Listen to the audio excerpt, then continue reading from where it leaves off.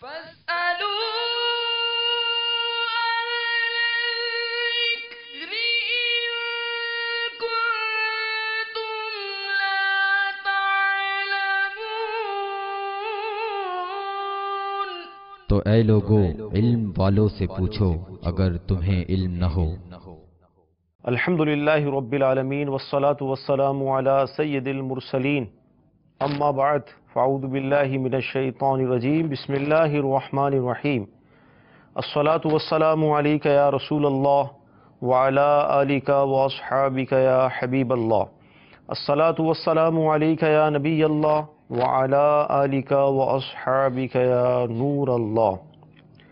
میٹھے میٹھے اسلامی بھائیوں اور مدنی چینل کے ناظرین، سلسلہ دارالفتہ اہل سنت میں ایک بار پھر آپ کو مرحبا کہتے ہیں۔ الحمدللہ عز و جل اس سلسلے میں ہم شریعت کے احکام سیکھنے کی کوشش کرتے ہیں۔ آج انشاءاللہ عز و جل سلسلے میں ہم نماز کی 6 شرائط میں سے جو آخری 2 شرطیں ہیں، نیت اور تکبیر تحریمہ، انشاءاللہ عز و جل اس پر کلام کریں گے۔ اچھی اچھی نیتوں کے ساتھ آخر تک سلسلہ دیکھیے، انشاءاللہ عز و جل بے شمار علم دین آپ کے ہاتھ آئے گا جو زندگی بھر انشاءاللہ آپ کے کام آئے گا۔ ابتداء درود پاک کی فضیلت۔ فرمان مصطفیٰ صلی اللہ تعالی علیہ وسلم ہے، مجھ پر کثرت سے درود پاک پڑھو، بے شک تمہارا مجھ پر درود پاک پڑھنا تمہارے گناہوں کے لیے مغفرت ہے۔ صلو علی الحبیب صلی اللہ تعالی علی محمد صلی اللہ علیہ وسلم۔ الحمدللہ ہمارے ساتھ دارالفتہ اہل سنت کے جو اسلامی بھائی ہیں تشریف فرما ہوتے ہیں، آج ماشاءاللہ تشریف لائے ہوئے ہیں، ان کو ہم سلسلے میں مرحبا بھی کہتے ہیں۔ حضرت کیسے ہیں؟ طبیعت ماشاءاللہ۔ تو آج ہم کلام کریں گے نیت اور تکبیر تحریمہ میں انشاءاللہ۔ تو ارشاد فرمائے نیت کے حوالے سے کیا مطلب احکام ہیں ایک نماز پڑھنے والے کے لیے؟ الحمدللہ رب العالمین والصلاة والسلام علی سید الانبیاء والمرسلین۔ نماز کے شرائط کے حوالے سے ہمارا یہ سلسلہ گزشتہ کچھ سلسلوں سے مسائل پر چل رہا ہے۔ تو نماز کے جو 6 شرائط ہیں، طہارت، ستر عورت، استقبال قبلہ، وقت، نیت اور تکبیر تحریمہ، تو 4 شرائط پہ کچھ مسائل بیان کرنے کا موقع ملا ہے جی۔ اور یقیناً یہ سارے مسائل تو بیان اس کے حوالے سے نہیں ہو پائے۔ اس کے لیے تو بہار شریعت کا تیسرا حصہ جی۔ جس میں نماز کے شرائط کا تفصیلی بیان ہے، اس کو دیکھنے سے مزید مسائل سیکھنے کو ملیں گے۔ اب اس وقت ہم نماز کی 5ویں شرط جو نیت ہے وہ، اور تکبیر تحریمہ یہ 6ٹھی جو شرط ہے، تو اس کے حوالے سے کچھ مسائل سیکھیں گے۔ تو نماز کی 5ویں شرط نیت ہے۔ نیت کس کو کہتے ہیں؟ جی، نیت کہتے ہیں دل کے پختہ ارادے کو۔ کسی بھی کام کے بارے میں جب ایک انسان کا پختہ ارادہ ہو جاتا ہے تو اس وقت اس کو کہا جاتا ہے کہ اس نے اس کام کی نیت کر لیا۔ تو اب جب کوئی شخص نماز پڑھنا چاہتا ہے اور نماز پڑھنے کی جب تک نیت نہ ہو، صحیح، تو محض ہاتھ کانوں تک اٹھا لینا اور ناف کے نیچے باندھ لینا، پھر قرآن پاک پڑھ لینا، نماز کی نیت نہیں ہے۔ صحیح ہے، صرف وہ اس انداز میں کر رہا ہے جو نماز کا طریقہ کار ہے، تو نماز نہیں ہوگی۔ صحیح۔ جیسے عمومی طور پہ جب نماز کا پریکٹیکل کروایا جاتا ہے تو اس میں سکھانے کی غرض سے وہ بتاتا ہے کہ میں اس طرح کرنا ہے، اس طرح کرنا ہے، اس طرح کرنا ہے، یہ اس موقع پہ یہ پڑھنا ہے، تو چونکہ اس کی نماز پڑھنے کی نیت نہیں ہے، سکھانے کی نیت ہے، تو وہ نماز نہیں ہوتی۔ صحیح۔ تو نماز کے لیے نیت کرنا یعنی دل کا پختہ ارادہ ہو جائے کہ میں اب نماز پڑھ رہا ہوں، صحیح، میں محض پریکٹیکل نہیں کر رہا رکوع سجود اور قعدے کا، بلکہ نماز پڑھ رہا ہوں، اللہ کی عبادت کر رہا ہوں۔ صحیح۔ اب اس میں یہ ہے کہ زبان سے نیت کے الفاظ کہنا صحیح ہے، یہ ضروری نہیں ہے، ٹھیک، کیونکہ نیت کس کا نام ہے؟ دل کے کسی کام کے بارے میں دل کے پختہ ارادے کا نام نیت ہے۔ تو نماز کی نیت کا مطلب یہ ہوگا کہ اب یہ نماز پڑھنے والا شخص نماز کا پختہ ارادہ کرے اور نماز میں داخل ہو جائے۔ صحیح۔ تو اب اس کے لیے زبان سے الفاظ دہرانا نیت کے کہ جیسے بعض لوگوں کو دیکھا ہے کہ ادھر جماعت کھڑی ہو چکی، امام صاحب رکوع میں، اب وہ کانوں پہ ہاتھ لگا کے نیت کرتا ہوں، نیت کرتا ہوں 2 رکعت 2 رکعت، پھر 4 نکل جاتا ہے، پھر وہ صحیح کرنے پھر ظہر کی جگہ سب نکل جاتا ہے، وہ صحیح کرنے کے چکر میں امام صاحب سمیع اللہ لمن حمیدہ نکل جاتی ہے، تو رکعتیں نکل جاتی ہیں۔ تو یہ ذہن میں بٹھا لیں کہ نیت دل کے پختہ ارادے کا نام ہے، زبان سے نیت کرنا یہ کوئی فرض واجب بلکہ سنت بھی نہیں ہے۔ صحیح تو یہ ایک اس لیے رکھی گئی ہے کہ بس اوقات ہم ذہنی طور پہ منتشر ہوتے ہیں، صحیح ہے، یہ توجہ کے لیے کہ توجہ ہو جائے، خاص کوئی ایک مسئلہ اس پہ سوچے جا رہے ہیں، وہی سوچ ذہن پہ غالب ہے، اب نماز پڑھنے کا وقت آئے تو کہیں یہ بغیر نیت کے اللہ اکبر نہ کہتے ہیں۔ صحیح ہے، تو زبان سے نیت کرنا اس لیے بہتر قرار دیا گیا تاکہ یہ نیت حاضر کرنے کا ایک ذریعہ ہے۔ اب اس کا یہ مطلب نہیں ہے کہ دل میں تو نیت ہے کہ میں مغرب کے لیے آیا ہوں، صحیح ہے، لیکن لفظ مغرب منہ سے نہیں نکل رہا، دل میں ہے کہ میں مغرب کی نماز پڑھ رہا ہوں، یا 3 کا عدد نہیں نکل رہا، 4 نکل گیا، تو یہ جو دل اور زبان ان میں جو فرق ہو گیا نا، صحیح ہے، تو اب اس کے اندر کس کو ترجیح دیں؟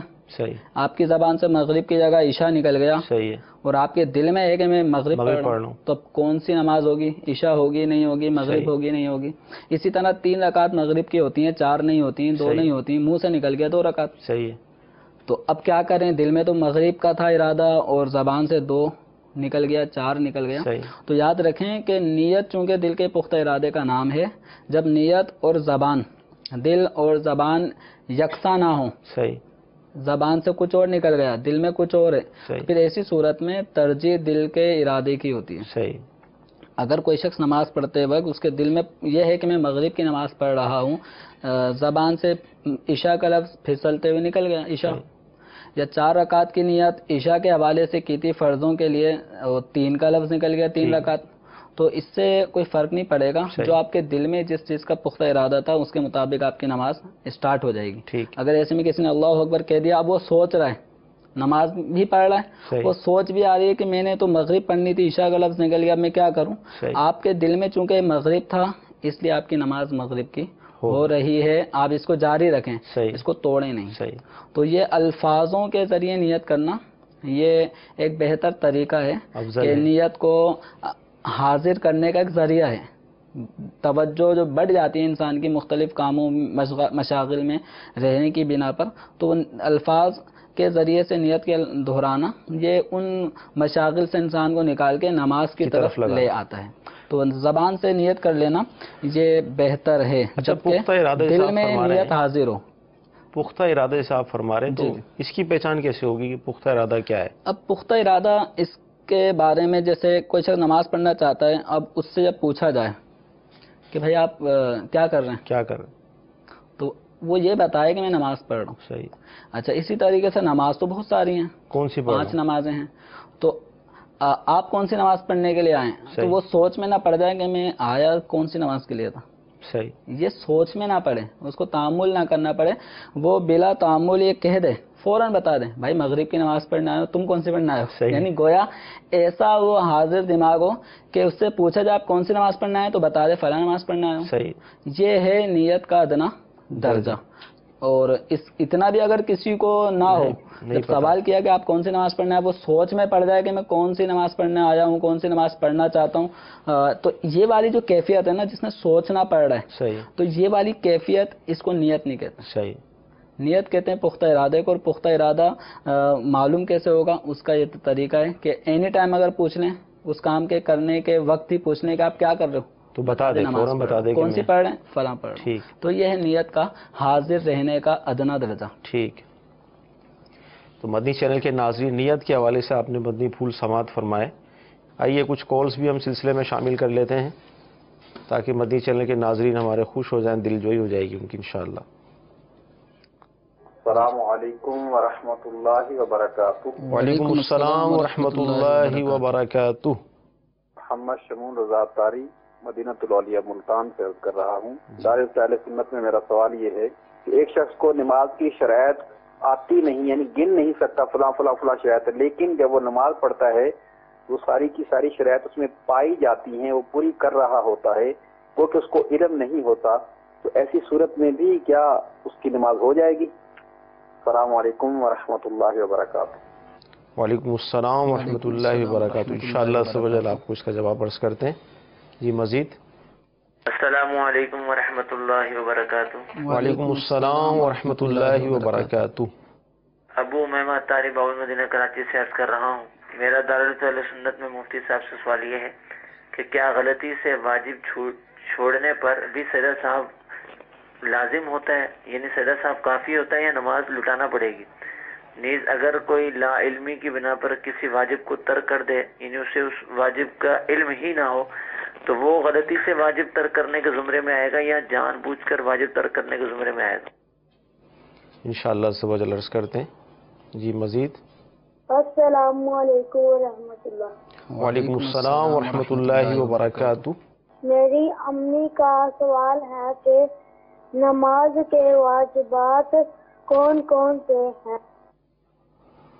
جی انشاءاللہ عرض کرتے ہیں. جی مزید. محمد افتخار پاکستان پنجاب ضلع گجرانوالہ سے بول رہا ہوں. میرا سوال یہ ہے کہ بچی مدرسہ میں پڑھنے کے لیے گئی اور واپسی پر قرآن پاک لے کر واپس آ رہی تھی. اس کے ہاتھ سے قرآن پاک چھوٹ گیا اور اس کا کچھ حصہ نالی میں گرا گندے پانی میں. مہربانی کر کے اس سوال کا جواب دیجیے، رہنمائی فرمائیں. شکریہ. السلام علیکم ورحمۃ اللہ وبرکاتہ. وعلیکم السلام ورحمۃ اللہ وبرکاتہ. جی مزید. فرمان افطاری خانے وال شیر سے بات کر رہا ہوں. دارالفتہ میں سوال یہ ہے کیا نماز کے شرائط کا علم سیکھنا ضروری ہے؟ اس کے بارے میں کچھ مدنی پھول ارشاد فرما دیجیے گا. السلام علیکم ورحمۃ اللہ وبرکاتہ. وعلیکم السلام ورحمۃ اللہ وبرکاتہ. انشاءاللہ سب عرض کرتے ہیں. نماز کی شرطیں، اور یہ جو سوال تھا پہلا ہمارا، یعنی عموماً یہ کیفیت پائی جاتی ہے نا مسلمانوں میں، جیسے وضو کر رہے ہیں تو پتہ نہیں ہوتا کہ وضو کے فرائض کون سے ہیں. نماز کے 7 فرائض ہیں وہ بھی ادا کر رہے ہوتے ہیں لیکن پتہ نہیں ہوتا قیام، رکوع، سجود. تو ایسی صورت میں کیا ہے، شرطیں پتہ نہیں لیکن شرطیں وہ ادا کر رہا ہے. جیسے پہلا سوال ہوا غالباً یہ 5 سوال دونوں ایک جیسے ہی ہیں. ایک جیسا ہی ہے. تو نماز کے شرائط کا اسے علم نہیں ہے لیکن وہ شرائط پورے کر رہا ہے. تو دیکھیں نماز کے شرائط کا جاننا ان معنوں میں کہ نماز اگر کسی کو نہیں پتا تو ہو جائے گی یا نہیں. صحیح. اصل نماز میں جو چیزیں شرط قرار دی گئی ہیں، ضروری قرار دی گئی ہیں، ان کی ادائیگی. صحیح. تو اگر کسی کو ان کی ادائیگی صحیح طور پہ وہ کر لیتا ہے، جیسے طہارت ہے، طہارت کے جو لوازمات ہیں سب اس نے پورے کیے، کپڑے بھی پاک، جسم بھی پاک، جگہ بھی پاک ہے. اسی طرح نماز کا بھی وقت ہے، استقبال قبلہ بھی ہے اور نیت بھی ہے. سب کچھ شرائط پائے جا رہے ہیں. پھر نماز کے 7 فرائض جو اب آئندہ سلسلوں میں ہم سنیں گے وہ بھی سب ادا کر رہا ہے. تو نماز تو ہو رہی ہے. صحیح. البتہ علم نہ ہونے کا نقصان یہ ہے کہ اگر اس کو یہ نہیں پتا کہ ناپاکی کتنی مقدار میں لگنے سے نماز نہیں ہوگی، یہ سیکھا ہی نہیں. صحیح. یہ سمجھ تھوڑی سی تو ناپاکی لگے. بچے کا پیشاب ہے، دودھ پیتا بچہ ہے، اس نے بھی گندم اناج تو کھایا ہی نہیں ہے، تو بھی دودھ پیتا بچہ ہے. اب یہ دودھ پیتا کر کے بچوں کے پیشاب والے کپڑوں میں نماز پڑھ رہے ہوں تو عمومی طور پہ بچے پیشاب کرتے ہیں گودوں میں تو وہ ٹھیک ٹھاک حصہ کپڑوں کا ناپاک ہو جاتا ہے. اس صورت میں اگر کوئی نماز پڑھے گا تو نماز کی ایک شرط جو طہارت ہے، جس میں جسم کا پاک ہونا، کپڑوں کا پاک ہونا ہے، یا عام طور پہ اگر یہی سوچ رکھ کے کہ بچے کا پیشاب تو ناپاک نہیں ہوتا، دودھ پیتے ہیں، تو اس سوچ کو رکھ کے اگر کوئی نماز پڑھے گا تو نماز ہی نہیں ہوگی. تو علم نہ ہونے کا نقصان یہ ہوتا ہے کہ بسا اوقات اگر کہیں کوئی خامی آ رہی ہوتی ہے تو علم ہونے کی بنا پہ بندہ اس بارے میں رابطہ کرتا ہے، علماء سے پوچھ لیتا ہے کہ اس کنڈیشن میں اب میں کیا کروں، نماز کس طرح پڑھوں، یہ نہیں کر سکتا، یہ صورت میں معذور ہوں، اب کیا میرے لیے حکم ہے. تو شرائط یا فرائض یا واجبات جو نماز کے ہیں ان کا علم حاصل کرنے کا یہ فائدہ ہے کہ اگر کہیں پہ کوئی غلطی ہو رہی ہوگی نا تو اس کو پتا ہوگا کہ میری یہ شرط فوت ہو گئی، میرا یہ فرض چھٹ گیا، میرا یہ واجب چھٹ گیا. واجب چھٹنے کا اب نماز میں جو نقصان آیا اس کی تلافی کس طرح ہوگی، سجدہ سہو کرنا ہوگا، سجدہ سہو کس طرح کرتے ہیں.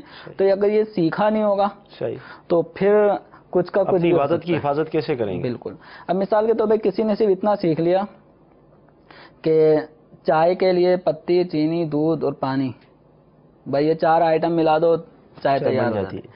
یہ صرف ان باتوں کا سیکھ لینا یا ان باتوں کے مطابق صرف یہ عمل کر رہا ہے، چائے بنائی کس طرح جاتی ہے، کتنی پکائی جاتی ہے، چینی کتنی ڈالی جائے گی، اگر یہ سب چیزیں سیکھی ہوں گی تو یقیناً چائے ایسی تیار ہوگی پینے والے کو مزہ آ جائے گا. صحیح ہے. اور اگر یہ سب چیزیں نہیں سیکھی ہوں گی، صرف یہ اتنا آئے گا یہ چینی ڈالو اور چائے تیار ہو جائے گی، تو شاید چائے ایسی بنے کہ خود بھی پینے والا اس کو پینے پہ تیار نہ ہو.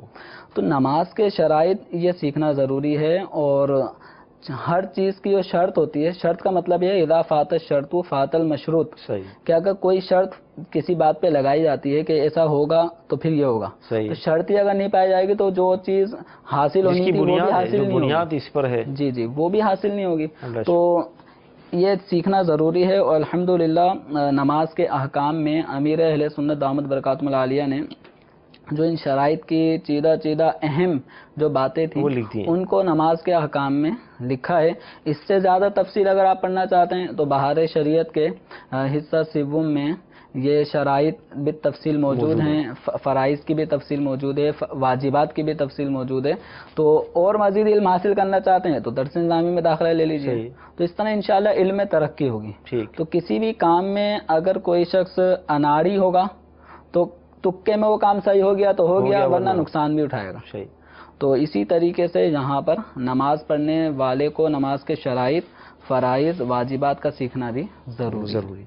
مطلب ہم یہ کہیں گے کہ فرض ہے اس پر فرائض کا علم سیکھنا، نماز کی شرائط کا علم سیکھنا یہ فرض ہے. واجبات جو نماز کے ہیں ان کا علم سیکھنا واجب ہے. اور جو چیزیں نماز میں سنتیں ہیں ان کا سیکھنا سنت ہے. مستحبات کا علم سیکھنا مستحب ہے.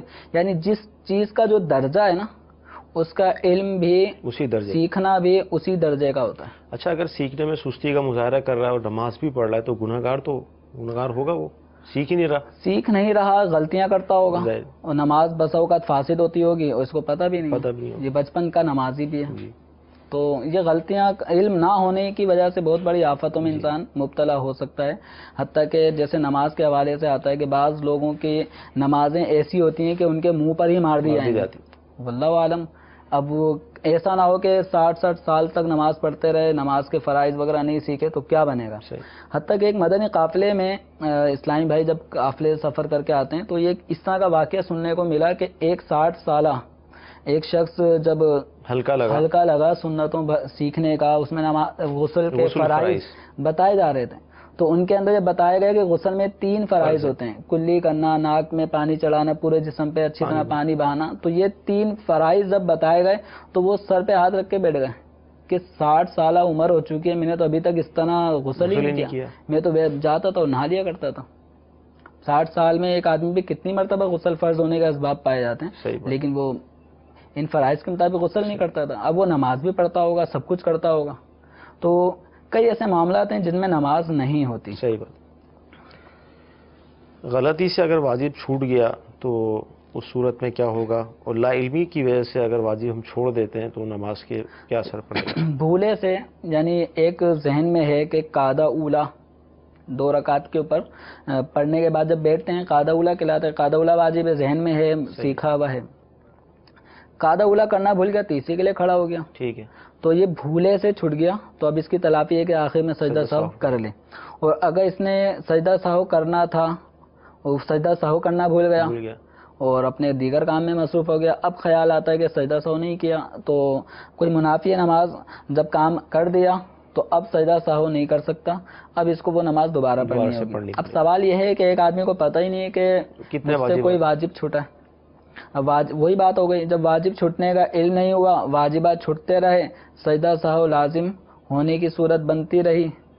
اب وہ مسئلہ یہ ہے کہ یہاں تو یہ بھولا نہیں ہے، اس کو پتہ ہی نہیں ہے کہ یہ چیز واجب ہے.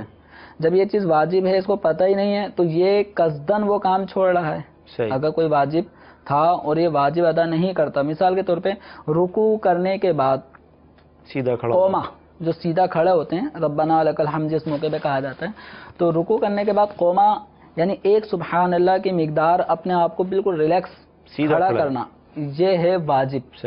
ایک تعداد ہے مسلمانوں کی جو اس واجب سے غفلت میں ہے. یہ رکوع سے اٹھے اور ابھی کمر سیدھی بھی نہیں ہو پاتی، فوراً سجدے میں چلے، بلکہ یہ تو شاید کچھ سیدھا ہو بھی گا. ایک طبقہ ایسا بھی ہے نمازیوں کا کہ وہ کمر سیدھی نہیں کرتے، ڈائریکٹ سجدے میں چلے جاتے ہیں، ایسا لگتا ہے کہ قوما کیا ہی نہیں.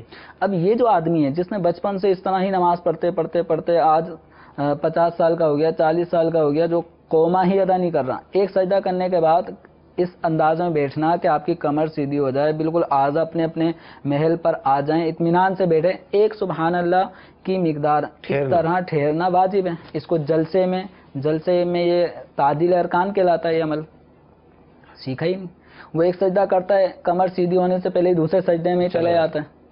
اب ایک آدمی کو یہی نہیں پتا کہ قوما واجب ہے، جلسہ واجب ہے، اور یہ عمل وہ باقاعدہ مستقل چھوڑ رہا ہے، تو اس کا یہ چھوڑنا سہون نہیں ہے، صحیح، بھولے سے نہیں ہے، یہ جو چھوڑ رہا ہے یہ بالقصد چھوڑ رہا ہے۔ اور قانون اور قاعدہ یہ ہے نماز کے حوالے سے کہ کوئی بھی واجب نماز کا قصدن چھوڑا جائے تو اس نماز میں جو نقص آتا ہے اس نقص کی تلافی سجدہ سہو سے نہیں ہوتی، بلکہ اس نماز کو اثر نو دوبارہ واجب الاعادہ ہوگی۔ اس کو پڑھیں کہ یہ سجدہ سہو کرنے سے بھی اس نماز میں جو نقص آیا وہ مکمل نہیں ہو سکتا، دور نہیں ہو سکتا۔ اب یہ نماز دوبارہ پڑھی جائے گی صحیح طور پہ۔ تو اب ان کا جو سوال تھا کہ غلطی سے واجب چھوڑتا رہا، اور غلطی اگر بھول مراد ہے ان کی تو سجدہ سہو سے اس کی تلافی ہو جائے گی، اور عدم علم سیکھا ہی نہیں، وہ غلط پڑھتا رہا، واجبات چھوڑتا رہا، تو یہ واجب چھوڑنا ظاہر یہی کہ جان بوجھ کے ہوگا، سیکھا نہیں، نہ سیکھنے کی بنا پہ وہ جان بوجھ کے وہ واجب چھوڑے جا رہا ہے۔ تو ان تمام نمازوں کو جو ایسی پڑھی گئی ہیں ان کا اعادہ واجب ہوگا۔ صحیح۔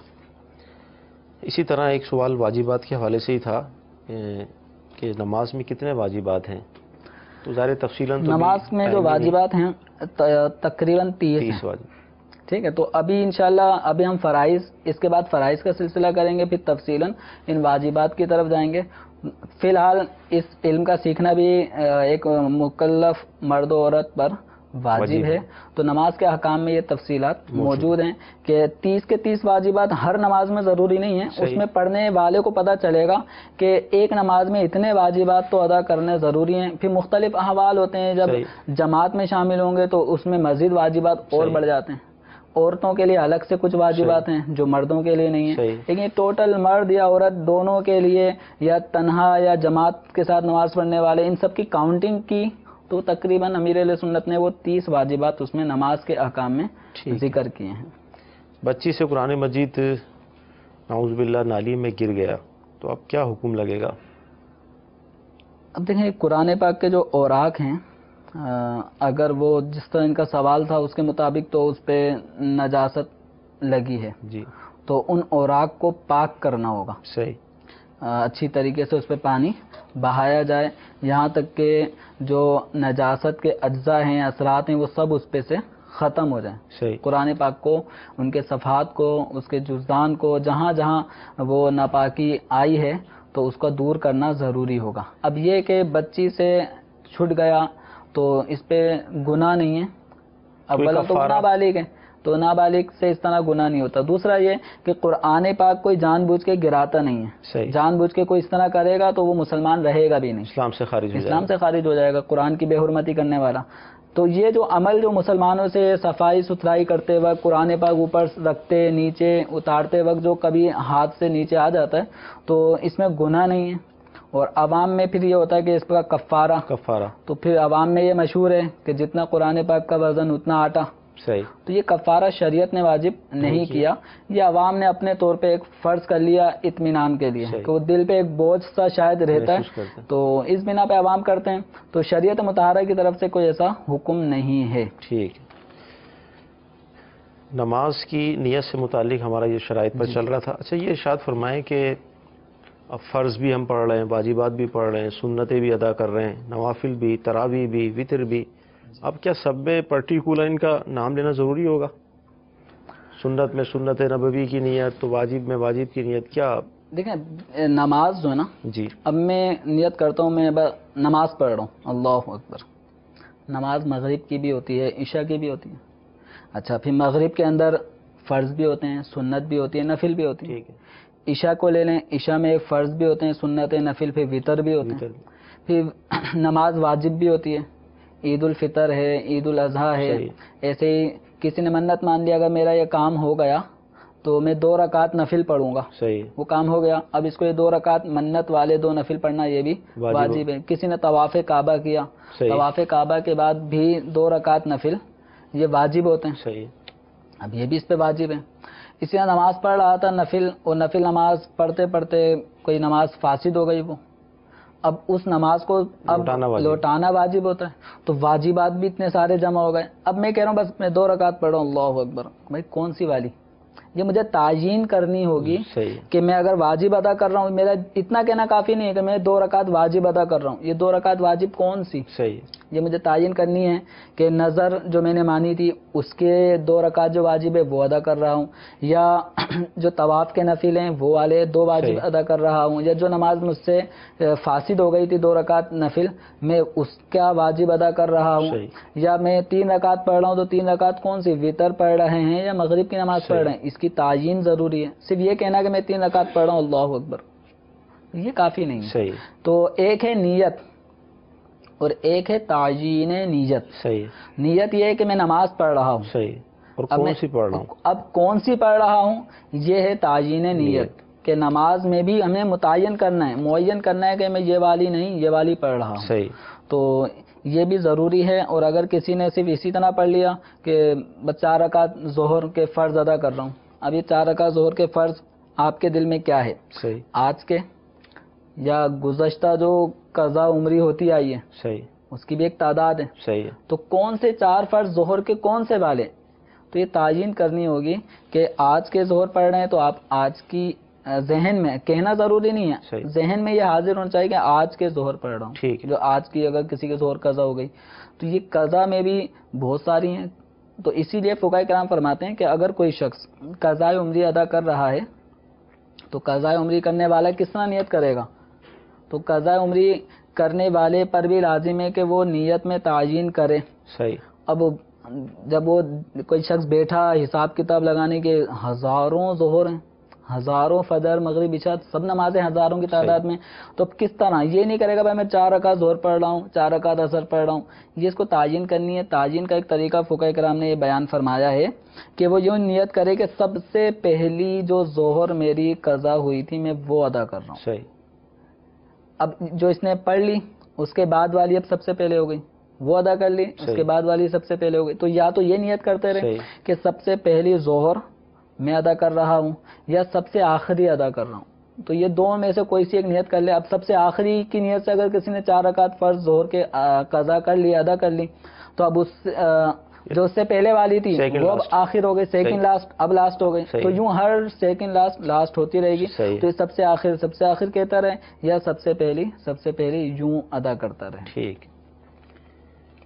دنیا کا ہر کام سیکھا جاتا ہے. نماز نعوذ باللہ کوئی ایسی چیز نہیں ہے کہ اس کو ہم ہلکا سمجھیں اور ایسی مطلب تکے میں ادا کرنے. احکام سیکھنا بہت ضروری ہیں. کالس اگر ہیں تو دے دیں.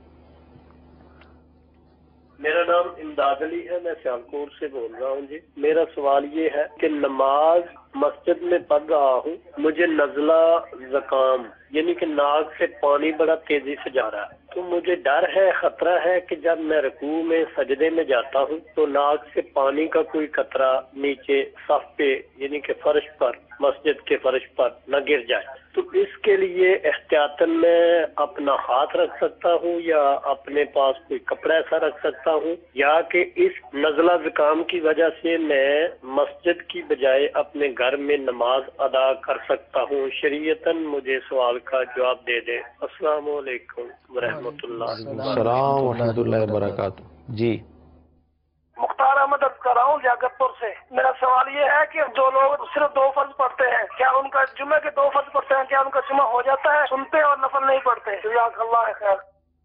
انشاءاللہ زبردست کرتے ہیں. جی مزید. میرا نام محمد حامد رضا تاری گلزار طیبہ روڈ سردار آباد سے عرض کر رہا ہوں. میرا مفتی صاحب سے یہ سوال ہے کہ کیا عشاء کی نماز اگر کوئی بھول کر یا جان بوجھ کر سو گیا اور سونے کے بعد اسے جب وہ اٹھا تو ابھی فجر کا ٹائم شروع نہیں ہوا تھا تو اس نے وہ اپنی نماز پڑھ لی تو کیا اس کی نماز ہو جائے گی یا ایسا کرنے پر وہ گناہگار ہوگا یا نہیں؟ جزاکم اللہ خیرا. السلام علیکم ورحمۃ اللہ وبرکاتہ. وعلیکم السلام ورحمۃ اللہ وبرکاتہ. یہ حضرت نزلہ کافی ہو رہا ہے، گر بھی رہا ہے. سردیوں کا موسم ہے اور ٹھنڈے علاقوں میں بالخصوص اس طرح کے امراض ہو جاتے ہیں یا اچانک موسم کی تبدیلی کی وجہ سے بھی ایسے امکان رہتا ہے. تو ابھی سے یہ نزلہ بہ رہا ہے. اور بہنے کی کنڈیشن جیسے سوال میں انہوں نے بتائی ہے کہ بہت زیادہ بہ رہا ہے، تو کیا آیا مسجد میں جائیں یا گھر میں ہی نماز پڑھ لیں؟ تو جانا تو مسجد میں ہی ہے، صحیح، یہ ترک جماعت کا عذر نہیں ہے۔ ان کے سوال کے اندر یہ ایک شک موجود تھی، کیا میں کوئی کپڑا رکھ لوں؟ تو یہ کپڑا ہی رکھنا ہوگا۔ اب یہ رکوع میں ہے تو اپنا کپڑا کچھ اس طرح بڑا لے لیں، رومال، کہ جو رکوع کی حالت میں بھی اگر نزلہ اگر گر جاتا ہے تو وہ کپڑے پر آئے، مسجد کی صف خراب نہ ہو، مسجد کا فرش آلودہ نہ ہو، ایسے سجدے کے مقام تک وہ کپڑا بچھا لیں تاکہ اگر حالت سجدہ میں اگر نزلہ نیچے آتا ہے تو وہ کپڑا اس کو جذب کر لے۔ صحیح، جماعت ترک نہیں کر سکتے۔ ٹھیک ہے، صرف 2 فرض جمعے کے ادا کر رہے ہیں، باقی نمازیں نہیں پڑھ رہے، رکعات سنتیں وغیرہ؟ جمعے کے 2 فرض، یہ تو فرض ہیں، تو اگر یہ 2 فرض اگر کوئی ادا کر لیتا ہے تو اس کا جمعہ ادا ہو گیا، ٹھیک ہے۔ لیکن جمعے کی 2 فرضوں سے پہلے 4 رکعت یہ سنت مؤکدہ ہیں، ٹھیک ہے، 4 رکعت بعد میں بھی سنت مؤکدہ ہیں، پھر اس کے بعد 2 رکعت سنت، یہ بھی قریب سنت مؤکدہ کے ہی ہیں، پھر 2 نفل، یعنی ٹوٹل یہ 14 رکعتیں بنتی ہیں۔ تو اب ان میں سے 10 رکعتیں تو باقاعدہ یعنی 8 رکعتیں تو بالاتفاق سنت مؤکدہ ہیں اور 2 کا بھی حکم قریب سنت مؤکدہ کے۔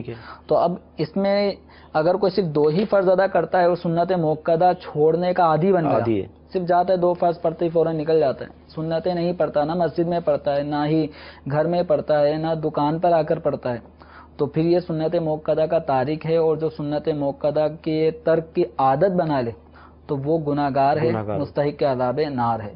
تو ایسا نہیں کرنا چاہیے۔ اور اگر کوئی ہمیں نظر آتا ہے کہ ادھر امام صاحب نے سلام پھیرا، دعا ہوئی اور دعا ہوتے ہی کوئی شخص جا رہا ہے، تو ہمیں اس کے بارے میں بدگمان نہیں ہونا۔ صحیح ہے، ہو سکتا ہے وہ اس سنت کو ادا کرنے کے لیے کہ نوافل گھر میں پڑھنا سنت ہے، صحیح، گھر قریب ہی ہے، صحیح، اس لیے وہ جاتی وہیں پہ نوافل پڑھے گا، تو یہ ہمیں اس نے ظن رکھنا چاہیے، فوراً بدگمان نہ ہو جائیں کہ یہ نماز پڑھتے ہی فوراً اٹھ گیا، بلکہ دعا بھی نہیں مانگی، ایسے ہی اٹھتا چلا جا رہا ہے، تو یہ سنتیں نہیں پڑھتا ہوگا، تو یہ ہمیں بدگمانی اپنے ذہن میں نہیں لانی ہے۔ البتہ ایسے مسلمانوں کو جو فوراً یوں اٹھ جاتے ہیں، اگر ان کو لگتا ہے کہ ہماری اس عمل سے لوگ بدگمان ہو رہے ہیں تو انہیں بدگمانی سے بچانا چاہیے اور نماز وہیں پڑھ لیں مسجد میں۔ اور کیونکہ عمومی طور پہ اب ہمارا جیسا وہ رجحان جو نماز کی طرف ہے کہ اب ہم نماز پڑھ کے فوراً گھر پہ جاتے ہی سب سے پہلا کام ہمارا نماز ہی ہو، اگر ایسا ہے تو پھر سنت ادا کریں اپنے گھروں پہ۔ لیکن آپ کو پتہ ہے کہ آپ مسجد سے نکلے اور گھر تک پہنچنے تک آپ 10 باتیں کرتے ہوئے جائیں گے، ادھر ادھر کی باتوں میں لگ جائیں گے، تو فرض اور سنت کے مابین فاصلہ ہو جائے گا، تو یہ جو فاصلہ ہونے کی بنا پر سنتوں کے ثواب میں کمی آتی ہے۔ تو اگر گھر پہ پڑھنا ہے تو بغیر بات چیت کیے، بغیر کسی اور دنیاوی کام میں مشغول ہوئے فوراً نماز پڑھ لیں۔ اگر آپ کو لگتا ہے کہ فوراً نماز پڑھنا دشوار ہے تو پھر آپ اپنی سنتوں کے ثواب میں کمی نہ کریں، مسجد ہی میں رہ کر سنتیں ادا کریں۔ ٹھیک، عشاء کی نماز پڑھی نہیں ہے اور سو گئے، فجر کا وقت بھی قریب ہے یا وقت آ گیا، آپ کیا کریں؟ عشاء کی نماز جو ہے نا، یہ اول وقت یعنی اس کے اگر 3 حصے کریں تو پہلے حصے کے اندر نماز پڑھنا یہ مستحب ہے، اور اگر عشاء کے وقت کو 2 حصوں میں ڈیوائڈ کریں تو جو پہلا 1/3 کے بعد نصف وقت تک یہ جو وقت ہے اس میں نماز پڑھنا مباح ہے، اور اس سے زیادہ تاخیر کرنا یہ مکروہ ہوتا ہے۔ کہ عمومی طور پہ جب انسان سو جاتا ہے تو فجر سے پہلے آنکھ کھل گئی اور عشاء پڑھ لے، یہ ایک صورت غنیمت والی ہوتی ہے، ورنہ یہ ہے کہ بس اوقات فجر میں ہی آنکھ کھلتی ہے یا پھر جب کس وقت کام پہ جانا ہوتا ہے اسی وقت آنکھ کھل رہی ہوتی ہے لوگوں کی۔ تو اپنی عشاء کی نماز کو یوں داؤ پہ نہیں لگانا، حتیٰ کہ فقہاء کرام نے وطر کے بارے میں لکھا کہ وطر کی نماز جو صبح صادق سے پہلے اٹھنے پر قادر ہے اور اس کی معمول بنا ہوا ہے کہ تہجد میں اٹھتا ہے، تو ایسے شخص کو وطر کی نماز تہجد کے ساتھ پڑھنی چاہیے۔ تہجد صبح صادق سے پہلے پڑھی جاتی ہے تو عشاء کے وقت میں ہی پڑھی جائے گی، تو جس کا یہ معمول ہے، ایک لوگوں کی تعداد ہے جن کا معمول ہوتا ہے تہجد پڑھنے کا، تو ایسے لوگوں کو چاہیے کہ وہ وطر تہجد کے ساتھ پڑھیں۔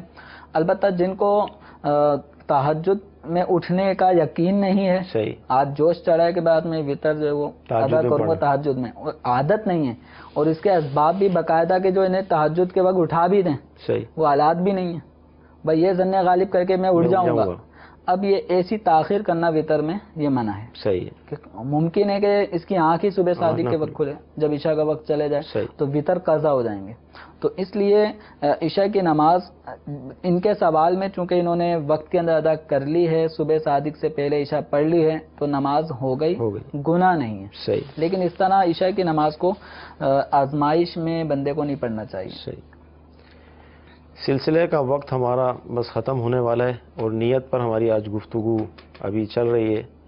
چلیں دیکھتے ہیں انشاءاللہ پھر آئندہ سلسلے میں ہم اس کو لے لیں گے. اچھا، نیت کے حوالے سے ذہن میں یہ بھی ایک سوال تھا، اور یہ بھی آپ کہ نفل کے اندر کے مختلف نیتیں کر سکتے ہیں؟ 2 رکعت نفل پڑھ رہے ہیں. ہاں، صلاۃ التوبہ بھی، صلاۃ الحاجت بھی، صلاۃ الحاجت، تحیۃ الوضو مسجد، اس طرح کر کے.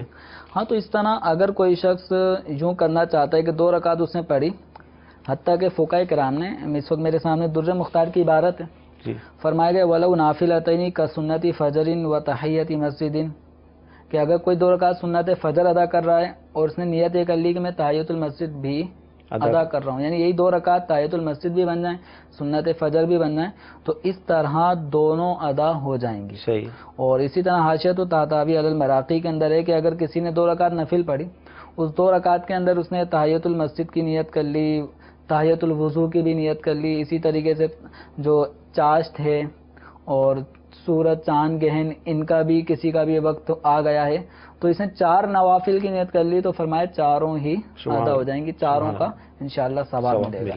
یعنی اگر کام ہم ایک کر رہے ہیں اس میں متعدد نیتیں شامل کر لیں تو یوں ثواب بڑھ جاتا ہے. لیکن یہ صرف نوافل میں ہوگا، یہ نوافل میں ہے. فرض میں اگر ہم یہ نیت کر لیں کہ فرض بھی ادا ہو جائے اور اس کے ساتھ ساتھ جو ہے نا یہ چاشت کی نماز بھی ہو جائے تو ایسا نہیں ہوگا. ایسا نہیں ہوگا. البتہ یہ ہے کہ تحیۃ المسجد جو نا اس کا معنی ہے حق مسجد. صحیح. مسجد کا حق ادا کرنا. تو اگر کوئی مسجد میں جا کر الگ سے نوافل نہیں پڑھتا لیکن وہ جا کے پنجگانہ نماز ادا کرتا ہے، پنجگانہ ہی نہ صحیح کوئی ایک نماز بھی اگر اس نے مسجد میں ادا کر لی تو حق مسجد ادا ہو گیا، تحیۃ المسجد ادا ہو جائے گی. اب الگ سے تحیۃ المسجد پڑھنے کی حاجت نہیں ہے. یہ اس کے لیے کہ جو کسی مسجد میں گیا اور نمازوں کے اوقات نہیں ہیں. صحیح. اب وہ چاہتا ہے کہ مسجد کا ایک حق ہے کہ میں اس میں نماز پڑھوں. صحیح. اب اس نے نیت کرنا شروع کر دی کہ میں اس میں ابھی چونکہ چاش کا وقت بھی ہے. صحیح. اشراق، تو یہ نیت کر لی کہ چاش کی بھی نیت کر لی اور تحیۃ المسجد کی بھی نیت کر لی، تحیۃ الوضو کی بھی نیت کر لی. تو یوں متعدد نوافل کی نیت کرنے سے یہ 2 رکعت ان سب کی طرف سے کفایت کرے گی اور انشاءاللہ اللہ کے فضل و کرم سے ان سب کا ثواب ملے گا. اچھا، بعض اوقات ایسا ہوتا ہے جیسے دعوت اسلامی کے مدنی قافلوں کے مسافر بنتے ہیں، امام بننے کا شرف مل جاتا ہے، پیچھے مقتدی ہیں، اب کیا نیت کیا کریں گے؟ کیا امام بھی کوئی نیت کرتا ہے؟ یعنی جس طرح مقتدی آپ یہ چاہ رہے ہیں، جس طرح ہم جب مقتدی ہوتے ہیں ہم کہتے ہیں کہ جو نیت کے الفاظ ہیں اس کے بعد کہتے ہیں پیچھے اس امام کے. امام کیا کہیں گے؟ امام کیا یہ کہے آگے مقتدیوں کے؟ تو امام کے لیے کوئی نیت نہیں ہے.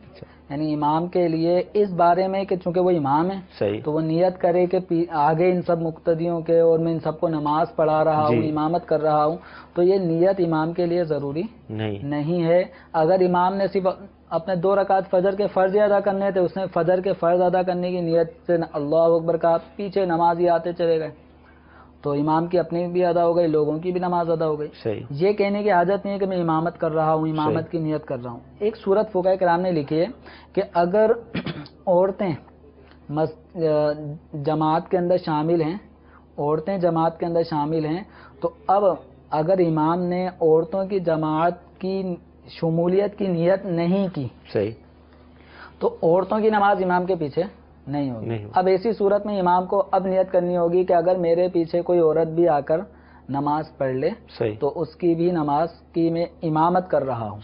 تو اب اگر کوئی بھی عورت آ کے نماز ادا کرتی ہے، جماعت میں شامل ہوتی ہے، تو اس کی نماز ہو جائے گی. تو عورتوں کی نماز ہونے کے لیے، امام کی اپنی پھر بھی نہیں، عورتوں کی امام کے پیچھے نماز ہونے کے لیے امام کا نیت کرنا کہ میں عورتوں کی بھی نماز پڑھا رہا ہوں، عورتوں کو بھی نماز پڑھا رہا ہوں، یہ نیت ضروری ہے. اگر امام نے عورتوں کو نیت میں نہیں لایا تو اب عورتوں نے جو نماز پڑھی اس کے پیچھے تو عورتوں کی نماز نہیں ہوگی. البتہ یہ ذہن میں رکھ لیں کہ خواتین کو مسجد میں جماعت میں شمولیت کی اجازت نہیں ہے، چاہے وہ کوئی سی بھی نماز ہو، صحیح، چاہے وہ عورت بوڑھی ہو یا جوان ہو، صحیح، تو خواتین اپنے گھروں میں ہی نماز ادا کریں گی۔ نبی کریم صلی اللہ تعالی علیہ وآلہ وسلم نے عورتوں کے لیے جو افضل نماز قرار دی ہے وہ گھر کے اندر، ٹھیک، گھر کے اندر پڑھی جانے والی نماز کو آپ صلی اللہ تعالی علیہ وسلم نے عورتوں کے لیے افضل قرار دیا۔ صحیح۔ مدنی چینل کے ناظرین، آج کے سلسلے میں اگرچہ ہماری نیت یہ تھی کہ ہم نیت اور تکبیر تحریمہ پہ کلام کمپلیٹ کر لیں گے اور آئندہ سلسلے میں فرض کو لیں گے، لیکن جب کلام شروع ہوتا ہے، بات سے بات نکلتی ہے، پھر آپ کی کالز، تو ابھی بھی نیت کے حوالے سے مزید گفتگو ہو سکتی ہے۔ ظاہر ہے آپ کے ذہن میں بھی سوالات ہوں گے، تو اپنی کالز بھلے آپ ریکارڈ کروائیے، انشاءاللہ ممکنہ صورت میں اگلے سلسلے میں اس کو ہم شامل کر لیں گے۔ تو شریعت کے احکام سیکھنا کس قدر ضروری ہیں، آپ نے سلسلہ دیکھ کر اس بات کا اندازہ لگایا ہوگا۔ میٹرک کی ایک ڈگری حاصل کرنے کے لیے 10 سال اسکول جانا پڑتا ہے، اور جاتے ہیں، مشقتیں اٹھاتے ہیں، برداشت کرتے ہیں۔ جب بات آتی ہے دین کی تو ہم بھی سمجھتے ہیں کہ بھئی یہ کام ہمارا تکے میں ہو گیا یا ہو جائے گا۔ تو شریعت کے احکام بغیر سیکھے نہیں آتے۔ اس کے لیے الحمدللہ دعوت اسلامی کا مدنی ماحول آپ کے سامنے ہے، جو ہماری تربیت کر رہا ہے، جو ہمیں سکھا رہا ہے۔ یہ سلسلے بھی آپ دیکھیں، اور اسی طرح جس طرح بھی ترغیب دلائی گئی نماز کے احکام کتاب، آپ اسے حاصل کر لیں۔ اس میں آج جو ہماری گفتگو ہوئی اس کا بیان بھی موجود ہے۔ اللہ تعالیٰ کی بارگاہ میں ہم دعا کرتے ہیں کہ اللہ تبارک و تعالیٰ ہمیں علم دین حاصل کرنے کی توفیق عطا فرمائے، اپنی نمازوں کی حفاظت کرنے کی توفیق عطا فرمائے، اور آج کا جو سلسلہ ہمارا ہوا اپنی بارگاہ میں قبول فرمائے۔ نماز کی جو آخری شرط ہے تکبیر تحریمہ، یہ نماز کے فرائض میں بھی شامل ہے۔ تو آئندہ سلسلہ ہمارا نماز کے فرائض کے حوالے سے ہوگا۔ ہم تھوڑی شرط پہ بھی کلام کر لیں گے، اور چونکہ شرط بھی ہے، فرض بھی ہے، تو انشاءاللہ پھر فرائض کی طرف آئندہ سلسلہ ہمارا ہوگا۔ بڑا اچھا مشورہ مل گیا۔ آئندہ انشاءاللہ ہماری جو سلسلہ ہوگا انشاءاللہ عز و جل یہ نماز کے فرائض پر ہی انشاءاللہ ہوگا۔ سلسلہ دیکھتے رہیں اور علم دین حاصل کرتے رہیں۔ صلو علی الحبیب صلی اللہ تعالی علی محمد صلی اللہ علیہ وسلم۔